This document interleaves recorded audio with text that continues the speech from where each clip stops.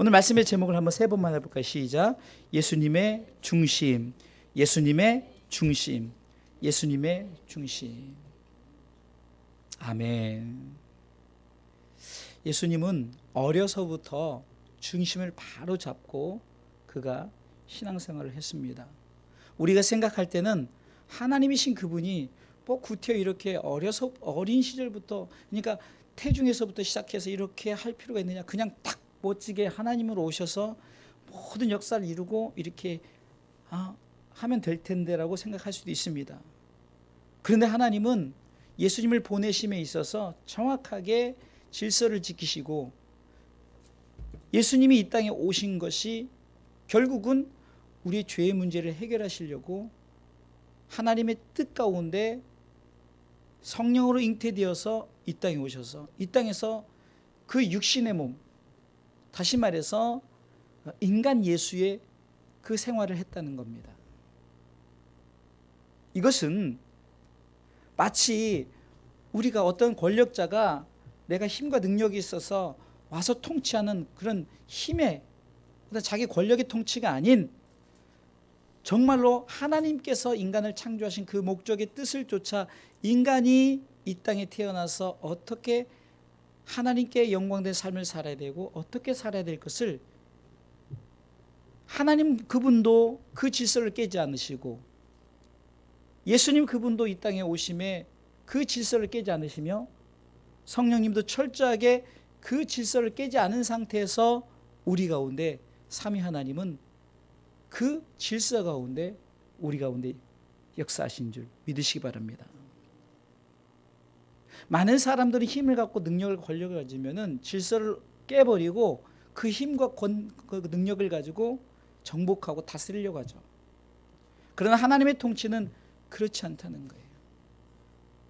제가 서론에 이 말씀을 드리는 것은 예수님께서는 철저하게 그 인간 태중에 태어나셨고, 그리고 그는 오늘도 보니까 12살 때라는 그 예수님의 그 12살 그 어린 시절의 그 모습을 얘기하면서 예수님께서 어려서부터 어떤 중심으로 신앙생활을 했는가. 저는 아이들이 우리 교회 아이들이 지난주 수요일에는 제가 이제 찬양을 딱 끝나고 그냥 설교를 딱 들어가려고 하니까 우리 한 아이가 신청곡을 하더라고요. 늘 귓가에 들리던 그 찬양을 신청을 해서 한 번 더 했던 기억이 있습니다. 이 아이들이 자기들도 모르게 찬양을 듣고 말씀을 듣고 또 주일학교에 이렇게 아이들이 막 이렇게 딴짓하는 것 같지만 아이들이 그 말씀을 잘 듣고 그리고 그들이 신비에 새겨진다는 거죠. 한마디로 중심이란 것은 가슴에 새기는 것. 그러니까 내가 이 마음에 다 자리를 잡는 것을 중심이라고 말합니다. 신앙생활에서 이 중심을 잡는 것이 매우 중요합니다. 여러분들, 우리가 중심을 잡지 않으면 어떤 목표물을 정해서 갈 때 자꾸 흔들리고 넘어질 수 있다는 거예요. 그러니까 이 중심이란 것은 흔들리지 않고 목표물을 향해서 똑바로 갈 수 있다는 것입니다.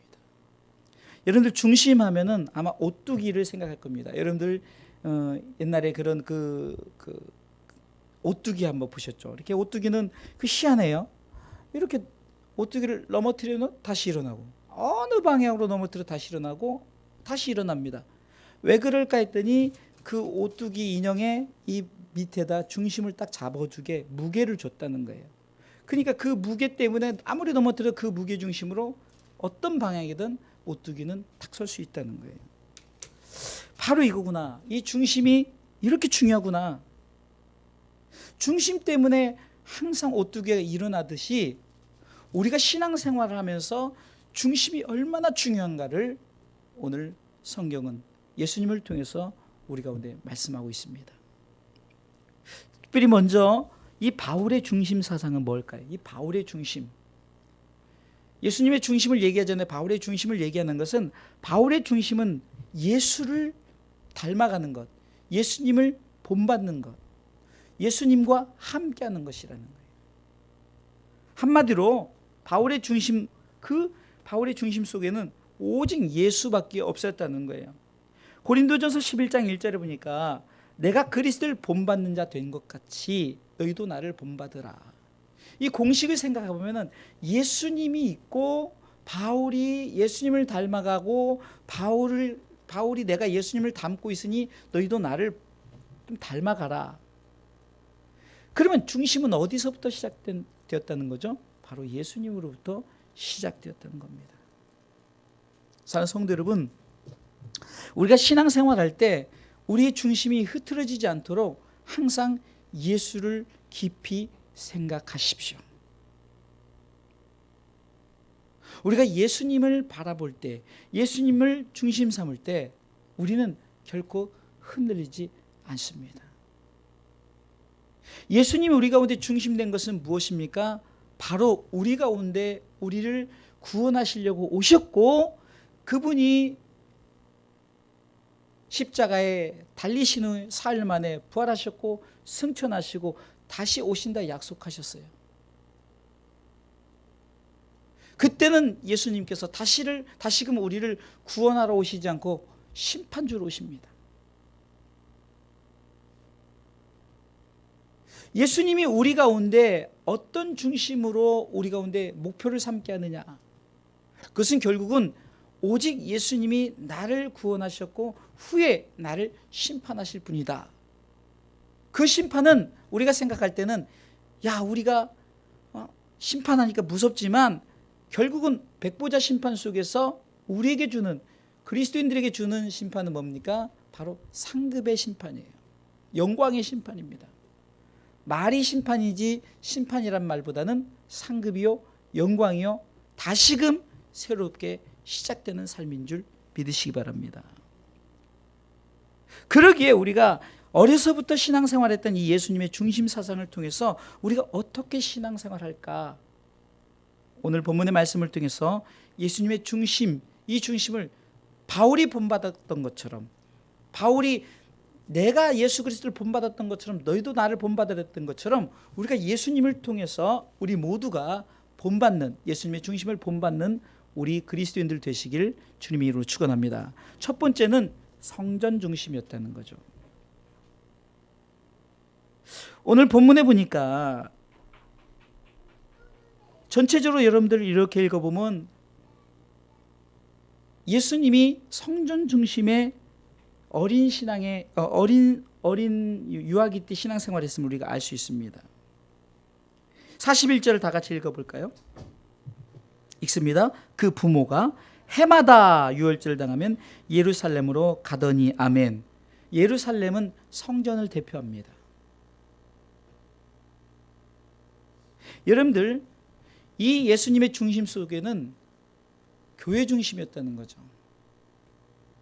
그런데 우리는 이런 설교를 할 때 우리 성도들에게 교회 중심으로 하면 교회를 위해서 열심히 하라, 그런 의미가 아닙니다. 이스라엘 백성들은, 특별히 순례자들, 저들이 시편에 보면은 여러 편서, 특별히 120편부터 쭉 보면 성전으로 올라가는 노래를 했어요. 근데 성전으로 올라갈 때 그냥 올라간 것이 아니라 노래를 부르면서 올라가요. 그러니까 이 노래를 부른다는 것은, 그래서 시편 기자는 내가 감사하려고 기뻐함으로 하나님 앞에 기도하는 마음으로 성전을 올라갔다 그러죠. 그게 뭐냐? 내가 성전을 올라감에 있어서, 성전을 사모함에 있어서 어떤 억지로 내가 꼭 이렇게 해야만 하나, 이것이 아니라 즐겨했다는 거예요. 기뻐했다는 거예요. 감사했다는 거예요. 할렐루야. 과연 우리 신앙생활이 성전 중심인가? 이 중심이란 것은 우리 마음 중심 속에 정말로 하나님이 주신 이 교회, 하나님이 주신 이 성전이 과연 우리의 마음속에 어떤 것으로 세워지는가? 우리가 교회의 머리는 예수 그리스도라 말하면서 우리가 과연 교회를 대할 때 우리는 과연 이 교회가 어떤 교회인가? 교회라면은 보이는 유형교회가 있고 무형교회, 여기서 말하는 것은 우리가 무형교회를 말하는 것이라 유형교회를 말하는 거죠. 교회가 있기에 우리가 신앙생활을 할 수 있다는 거예요. 이것은 뭡니까? 예수님께서 어려서부터 성경 중심의 교회 중심의 신앙생활을 했다는 것은 바로 우리 가운데도 지금 교회 중심, 성전 중심으로 신앙생활을 해야 된다는 거예요. 물론 예배당이 없어요. 성전이 없고 교회가 없어요. 그렇다면 모르지만 교회가 있고 그리고 우리 가운데 예배할 장소가 있다면 우리는 반드시 이 장소에서 예배하며 이 장소에서 하나님을 경외해야 되는 거예요. 많은 사람들이, 무교회자들이 이렇게 말합니다. 어디든 교회. 맞아요. 신학적으로도 맞아요. 그러나 하나님께서 교회를 허락하셨으면 그 교회 가운데 신앙생활을 해야 되는 거예요. 가끔 여러분들이 출타하면은 본교회 못 드리고 여러분들 가까운 교회에서 예배 드릴 때 여러분들 가능한 본교회 드립시오. 이것이 꼭 우리 주사랑교회에서 예배를 드려야 된다 그런 기준이 아니라 여러분들의 중심이 정말로 하나님이 여러분들에게 허락한 이 교회를 중심으로 신앙생활을 하는 마음을 가져라. 이 중심을 잡으라는 거예요. 제가 목회를 10년을 하면서 제가 서론에 여러분들에게 감사하다는 이 말을 했던 이유가 바로 오늘 설교를 하는 부분에 있기 때문입니다. 제가 청빙을 받아서 이제 11년째 이제 목회를 하고 있는데 정말 여러분들이 중심을 갖고 얼마나 많은 일들이 있었습니까? 힘들고 어려운 일, 정말로 이사도 몇 번 하고 참 여러 가지 힘들고 그런데도 끝까지 중심을 갖고 여러분들 교회 중심으로 이렇게 움직여준 것. 여러분들이 없다면 교회가 존재하지 않는다는 거예요. 많은 교회가 이제 시작을 합니다. 그런데 대부분의 교회들이 우리 주사하는 교회 성도들은 그래도 많은 거예요. 3년, 5년, 심지어 10년, 20년을 해도 5명도 안 되고 맨날 가족끼리 예배드린 교회가 얼마나 많은지 몰라요. 그러면은 그들이 그냥 늘 가족만 드렸느냐? 그렇지 않다는 거예요. 등록도 했고 신앙생활을 했죠. 근데 중심을 잡지 못하고 저들이 좀 문제가 생기면은 조금 편한 교회, 좀 좋은 교회. 전 특별히 우리 아이들이 있는 우리 성도들에게 참 감사한 게 솔직히 큰 교회는 얼마나 아이들을 이렇게 양육하기 얼마나 좋습니까? 시설 잘 돼 있죠. 환경 좋죠. 또 여러분들 차량 운행하시는 분 큰 교회는 주차장도 다 있죠. 우리 교회는 주차할 때마다 정말로 힘들고 어려워요. 그런데도 여러분들이 중심을 갖고 이렇게 있어. 바로 이것을 말하는 거예요. 그러면 교회는 목사만 이렇게 생각했나 성도만 생각 이것이 아니라 우리는 똑같아요. 제 입장이나 여러분들의 입장이나.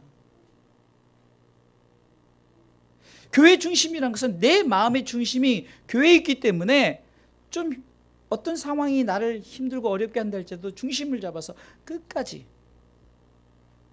우리가 함께 교회 중심으로 바로 예수님이 성전 중심으로 신앙생활을 어려서부터 했던 것처럼 우리도 그렇게 교회 중심으로 우리가 신앙생활을 잘 감당하시기를 주님의 이름으로 축원합니다.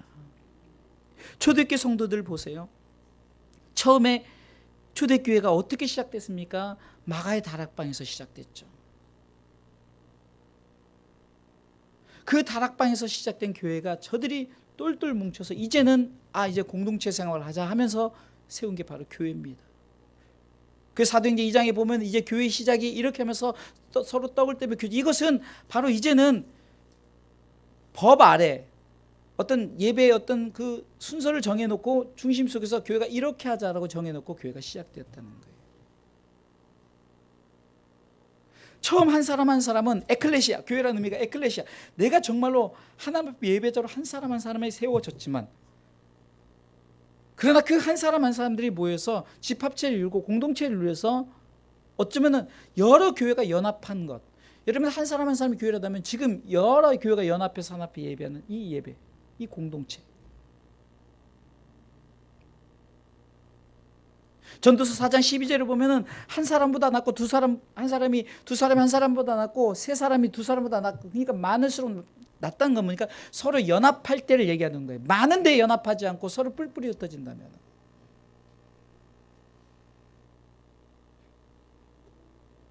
주변에 큰 교회들이 파가 있어서 막 서로 싸우고 심지어는 깡패를 동원해서 그런 뉴스도 보고 현재 우리 주변에 지금 현재도 진행되어지는 그런 교회가 있어요. 교회를 지키려는 분들과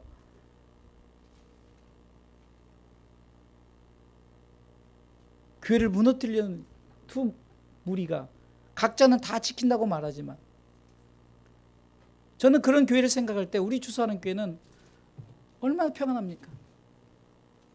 우리 성도들이 오늘 감사하게도 이쪽만 다 앉으면은 좀 보기 싫으니까 이렇게 나눠서 앉으니까 제가 참 되게 편해요. 우리 성도들이 정말로 이렇게 저와 하나가 돼서 교회 중심으로 이렇게 우리가 신앙생활 한다. 이것이 예수님이 우리 가운데 성전 중심의 신앙생활을 분명히 보여주셨다는 거예요. 성전을 떠나지 않고 예수님은 늘 성전에서 기도하셨어요. 성전에서 가르치시고 성전에서 했다는 거예요.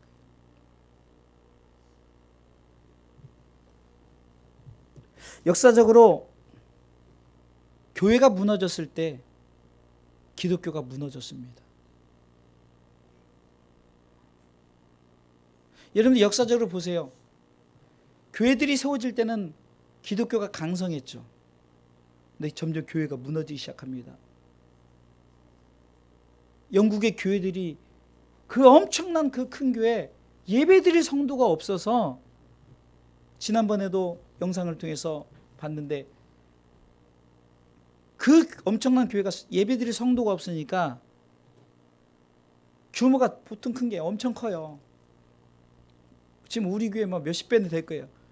근데 그게 예배드릴 성도가 없으니까 무슬림이나 이단들에게 넘어가기도 하고 심지어는 그것이 나이트장, 술 먹고 춤추며 막 즐기는 교회가. 근데 인터뷰를 하는 걸 보니까 그 신앙생활 했던 그 사람이 그 자리에 있어서 어떠냐 그랬더니 교회일 땐 교회지만 뭐 춤출 땐 춤추는데 무슨 의미가 있겠습니까? 이런 말을 들어서 좀 씁쓸하더라고요. 얼마나 안타깝습니까?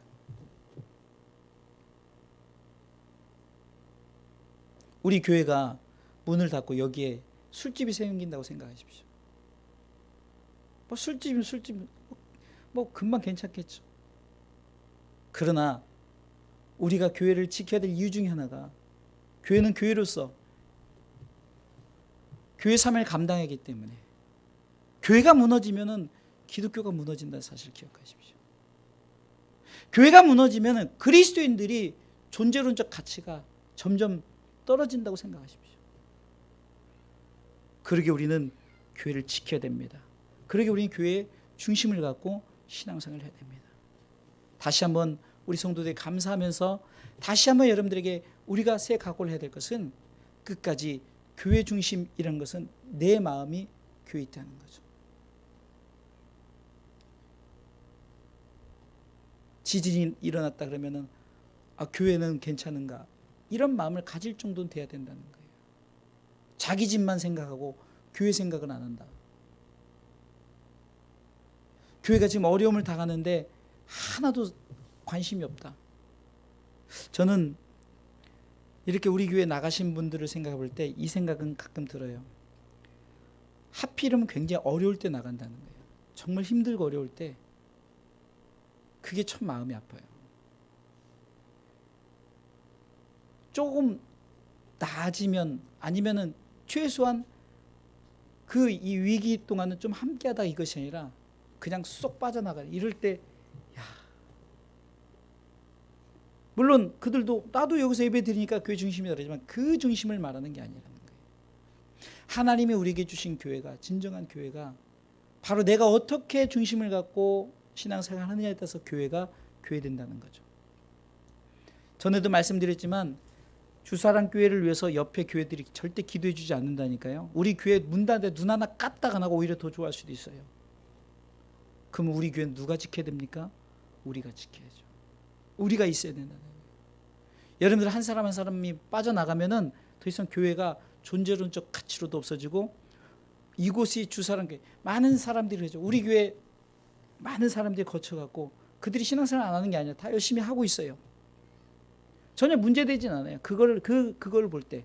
그러나 중요한 것은 정말로 하나님께서 함께 신앙생활할 때 이 교회가 하나님의 나라를 위해서 세워져 나감에 있어서 그 자리에 좀 최소한 힘들 때는 함께 하다가 교회가 좀 부흥하면은 저는요 그런 계획도 갖고 있습니다. 우리 교회가 부흥해서 하면은 조금 지교회들 세우고 주변에 이렇게 할 계획도 갖고 있어요.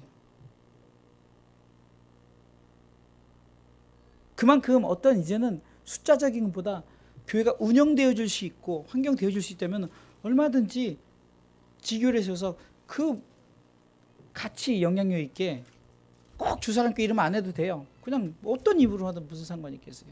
그래서 새롭게 교회 중심으로 이렇게 가끔 이런 생각도 해요. 그 큰 교회들이 정말로 이렇게 다 나눠서 교회를 세워난다면 이 나라 이 땅의 교회들이 금방 부흥할 거거든요. 근데 그렇지 않아요.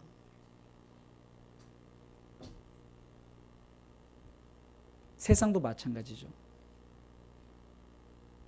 저는 대형 마트가 생길 때 야 대형 마트 이런 것도 있고 근데 나는 안경점이 또 막 그렇게 크게 생길 줄은 생각도 못했어요. 무슨 안경점을 그렇게 몇 건물씩 어디든 가면 뭐 3층씩 안경점만 하는데 대형 추수야들이 작은 그 가게들을 문을 닫게 하잖아요. 흔히 말하는 메이커들이 그냥 시장 메이커를 다 잡아버리고 그러나 그 중에도 그 중심을 갖고 하는 사람들은 그래도 끝까지 그것을 고수하고 지키려는 것처럼 세상도 그러하듯이 하나님의 교회도 여러분들 중심을 가지고 끝까지 지켜주심에 감사하고 앞으로도 우리 함께 계속 우리 주사랑교회를 지켜나가면서 교회 중심으로 믿음 생활 잘 감당하시길 주님의 이름으로 축원합니다. 아멘. 감사합니다. 두 번째는요. 예수님께서는 말씀 중심이었어요. 교회만 있다고 되어지는 것이 아니죠. 예수님께서는 어려서부터 그가 했던 것이 뭐냐면 말씀을 논할 정도. 왜? 그분이 말씀이시니까. 그러니까 많은 사람들이 깜짝 놀라는 거예요. 오늘 본문의 말씀에도 보세요. 46절을 읽어보겠습니다. 46절, 47절. 읽어보겠습니다. 사흘 후에 성전에서 만난즉 그가 선생들 중에 앉으사 저에게 듣기도 하시며 묻기도 하시니 또 읽어보세요. 47절 듣는 자가 다 그 지혜와 대답을 기이 여기더라. 아멘.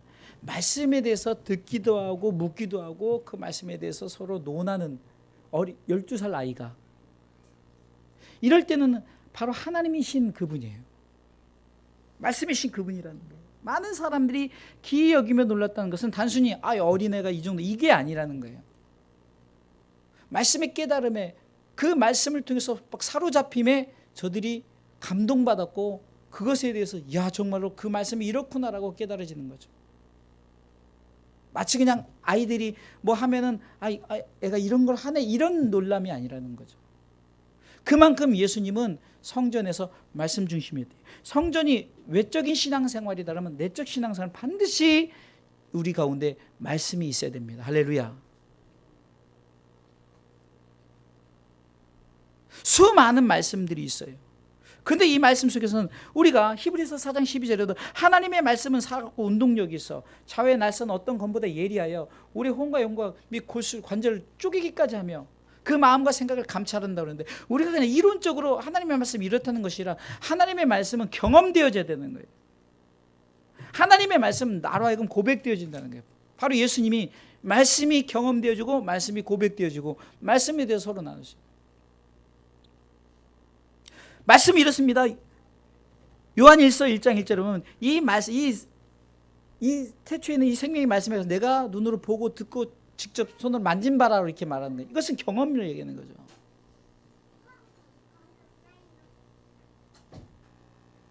한번 읽어볼까요? 1장 1절 읽습니다. 태초부터 있는 생명의 말씀에 관하여는 우리가 듣고 보고 만졌다. 이것은 뭡니까? 경험이죠.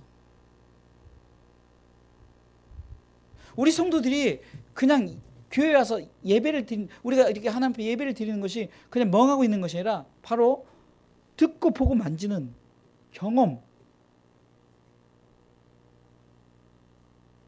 그런 자가 요한계시록 1장 3절에는 이 예언의 말씀을 읽는 자, 듣는 자, 그 가운데 기록된 것을 지키는 자가 복이 있도다라고 이렇게 말하죠.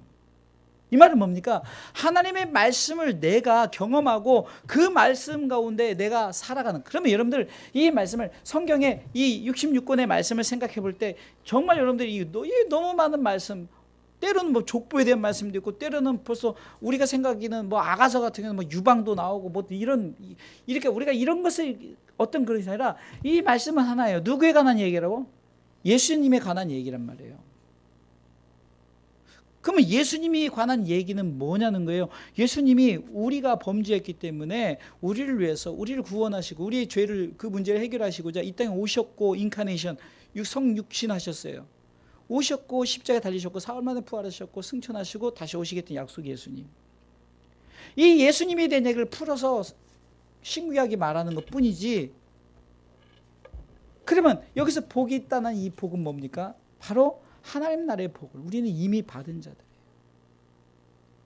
예수님께서 이렇게 말씀 중심으로 신앙생활을 했다는 것은 우리가 하나님의 말씀이 살아고 운동력 있고 이 말씀이 우리 가운데 경험을 통해서, 이것이 태초에는 생명의 말씀이 우리 가운데 경험을 통해서 있고, 우리가 보고 듣고 만질 정도로 경험을 통해서 세워지는, 우리가 어떻게 말씀을 어떻게 이걸 만지겠습니까? 경험을 얘기하는 거죠. 그것을 통해서 우리 가운데 정말 이렇게 이 말씀대로 사는 자들은 복이 있도다는 것은, 이 말씀을 믿는 자, 예수님에 대한 이 요한복음 3장 16절처럼 하나님이 세상을 이처럼 사랑하셔서 독생자를 주셨으니 이는 저를 믿는 자마다 멸망처 영원한 생명을 얻었다. 이 말씀을 믿는 자에게는 복이 있다는 거예요. 이 말씀을 내가 경험하고 이 말씀을 내 가슴 신비에 새긴다는 자들은 복이 있다는 겁니다. 이 말씀 중심의 신앙생. 예수님은 그분이 말씀이셨어요. 태초에 말씀이 계시니라. 이 말씀이 하나님과 함께 계셨으니 이 말씀은 곧 하나님이시라. 그럼에도 불구하고 그분은 말씀을 서로 논하고 말씀에 대해서 중심을 갖고 나갔다는 거예요. 무식해서, 내가 공부를 못해서 말씀을 모르는 게 아니라, 말씀은 저도요, 뭘 성경 구절 어느 때는 요즘 생각이 너무 안 나고 찾는데 얼마나 애를 먹는지 몰라요.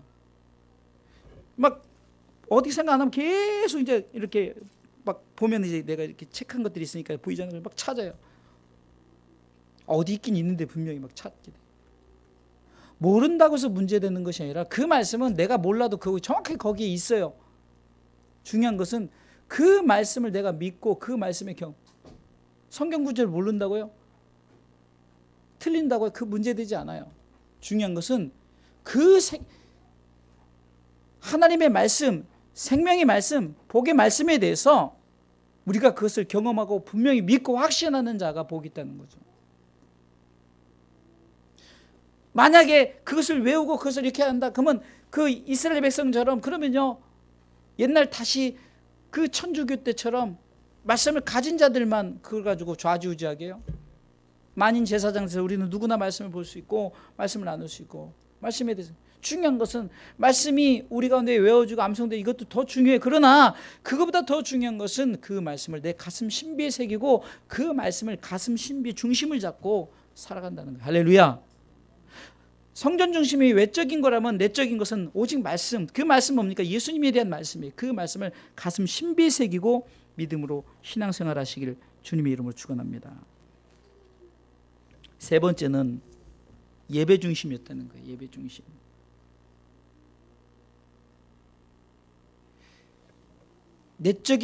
외적인 교회와 내적인 말씀이 합하면 뭐가 나오죠? 우리 가운데 예배가 나오는 겁니다. 교회가 있길래 예배하는 처소가 있고, 또 이 안에서 우리가 말씀을 결국은 예배는 바로 장소와 또한 우리가 그곳에 우리가 목적이 있어야 돼요. 그게 뭐죠? 말씀이라는 거예요. 주사랑교회가 있고 이곳에 말씀이 있으니 우리는 세 번째 어떤 중심을 가져야 된다고요? 예배 중심.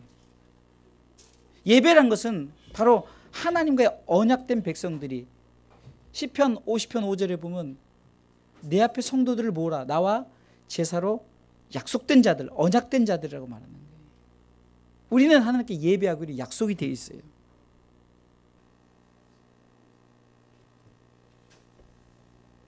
오늘 예수님께서도 49절에 보니까 이렇게 말씀하고 있습니다. 오늘 본문의 49절을 한번 볼까요? 읽습니다. 예수께서 가라사대 어찌하여 나를 찾으셨나이까? 내가 내 아버지 집에 있어야 될 줄을 알지 못하셨나이까? 내가 내 아버지 집에 있어야 될 줄. 이것은 내가 당연히 예배 자리에 있어야 될 줄. 지금 부모님 지금 마리아와 요셉이 지금 예수님을 잃어버렸어요. 뭐 이 본문은 다 많은 사람들이 잃어버린 예수를 찾자 뭐 그런 설교를 많이 했지만 저는 다른 중심으로 이번 설교를 해보는 거예요. 지금 보니까 예수님을 잃어버렸어요. 근데 예수님이 어디 있었다고요? 예배 드리고 있었단 말이에요.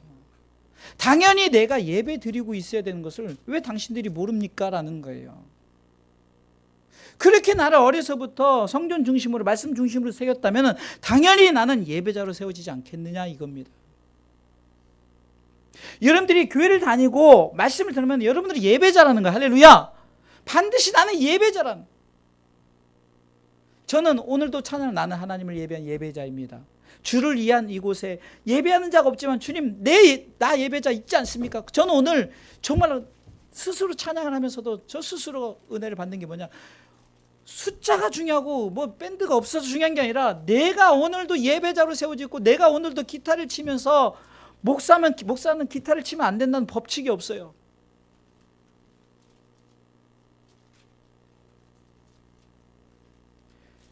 내가 기타를 치면서 뭘 하든 하나님 앞에 예배자로 오늘도 하늘의 영광 내 마음속에 내가 그것을 사모하지 못하고 자꾸 주변만 바라보니까 오늘은 누구도 안 나고 이것만 바라보니까 자꾸 힘들고 그러니까 예배 힘이 그거와 아무 상관이 없다는 거예요. 예배자는 중심 속에 내가 하나님 앞에 예배할 교회가 있고 내가 정말 하나님의 말씀이 있음에 나는 예배자라는 거예요. 할렐루야.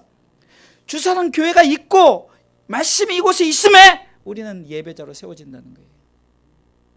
할렐루야. 내가 내 아버지 집에 있어야 될 줄을 왜 모르십니까? 내가 예배자로 세워질 내 자신이 여기 있어야 될 줄을 왜 모르십니까?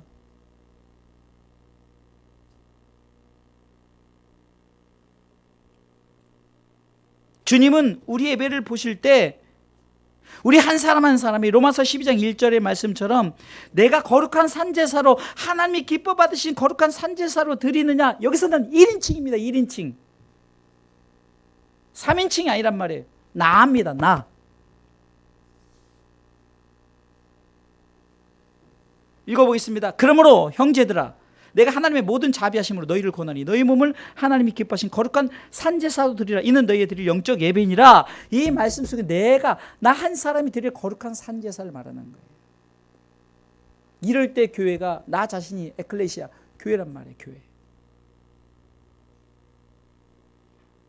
수십 대에 수천 대에 수만 대 일로 하나님 앞에 드려지는 것이 아니라 우리는 예수님이 자신이 십자가에 제물 되었던 것처럼 우리도 나 자신이 제물 될 수 있다는 거예요. 그것을 원하시는 거예요.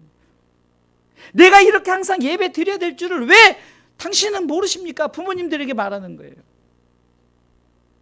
어디 있든 나는 예배자입니다. 나는 어디 있든 나는 예배자입니다. 할렐루야. 그러기에 우리 한 사람 한 사람이 이 자리에 있음에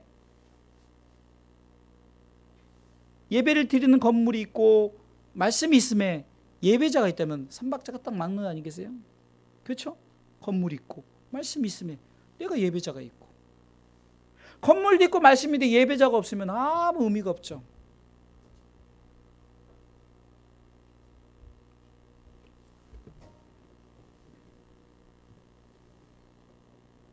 결론적으로 말씀을 드리겠습니다. 우리는 중심이 무엇인가, 이 중심이 무엇인가.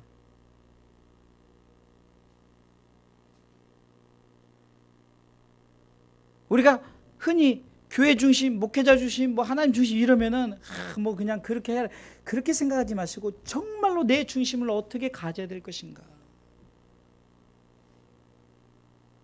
가정에서도 마찬가지예요. 아버지가 아버지 중심이 있고 어머니가 어머니 중심이 있고 자식이 자식의 중심이 있어요. 그 중심이 떠나보면 가족이 이론이 될 수가 없죠. 흔히 우리가 출가하고 새롭게 이제 가정을 꾸리면은 이제 나 자신이 더 이상 자녀가 아니라 이제 내가 아버지가 되고 어머니가 되는 거죠. 그렇죠? 자식이 있으면 이제는 이제 그때 그 심정을 이렇게 이제 그 입장이 이제 돼 버리는 거죠. 우리가 신앙생활도 마찬가지예요. 내가 지금 우리가 하나님을 경외하는 이 삶 속에 우리가 하나님 나라까지 이 땅에서 우리가 하나님 앞에 신앙생활하는 이 신앙생활 가운데 우리의 중심이 바로 하나님 나라의 중심이 되어진다면은 그 나라를 향해서 지금 우리가 교회가 교회돼야 되고 말씀되어지고 예배자가 되어진다면은 환경과 여건과 상황 이런 것이 상관없이 하나님은 우리의 모든 것을 다 받아주시는 줄 믿으시기 바랍니다. 공교롭게도 오늘 많은 분들이 안 나오셨어요. 그래서 제가 이 말씀을 전한 게 아니라 오늘 제가 안 나올 줄 어떻게 알았어요? 말씀대로 준비했죠. 중요한 것은 건물이 있습니다. 할렐루야. 또 이곳에 하나님의 살아있는 말씀이 있습니다. 할렐루야. 거기다가 예배 드릴 사람이 있으니 하나님이 받으시는 예배는 하나님은 우리 가운데 하나님의 나라는 먹고 마시는 것이 아니라 의와 희락과 화평이라라고 로마서 14장 17절에 말씀하고 있잖아요. 그러면서 우리가 하나님의 나라는 여기 있다 저기 있다가 아니라 네 마음에 있다라는 것은 네 중심 속에 있다는 거죠. 내 중심 속에 있다. 하나님의 나라는 여기 있고 저기 있는 것이 아니라 우리 중심 가운데 있기에 우리 중심이 교회 중심이요 또한 말씀 중심이요 예배 중심이라면은 하나님의 나라는 이미 여기서 이루어진 줄 믿으시기 바랍니다. 할렐루야.